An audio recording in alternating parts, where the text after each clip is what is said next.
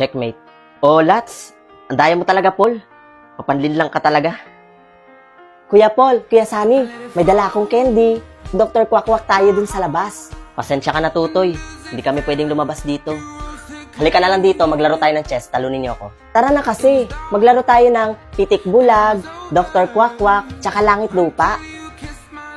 Sige na, bibigyan ko kayo ng sigarilyo ng daddy ko. Hindi nga kasi kami pwedeng lumabas dito. Bakit hindi? Ano bang ginagawa niyo sa room na to? Eh, sabi ng daddy ko, SPO1, yung mga nasa room daw na to, ay yung mga mapipitay na tao. Tsaka Kuya Sunny, sabi mo utak butiki ako. Alam mo ba, perfect ko yung score ko sa Pilipino. Ikaw naman Kuya Paul, sabi mo hindi ako matapang. Eh, tinusok ko nga yung kamay ng kaklase ko. O siya, pagbibigyan ka naming maglaro. Pero sa isang kondisyon, mag-aaral ka na mabuti at tutuparin mo yung pangarap mong pag-aabogado. Naintindihan mo? Sige po, huwag na huwag kang kakapit sa patalim. Kahit na dumating pa yung oras na nangangailangan ka, okay? Opo.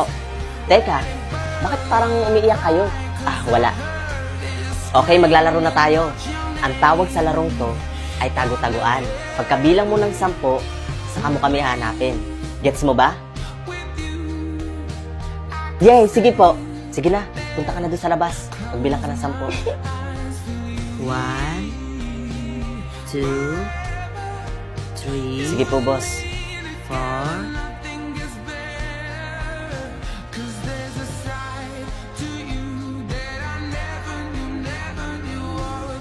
Ah, sige po, boss.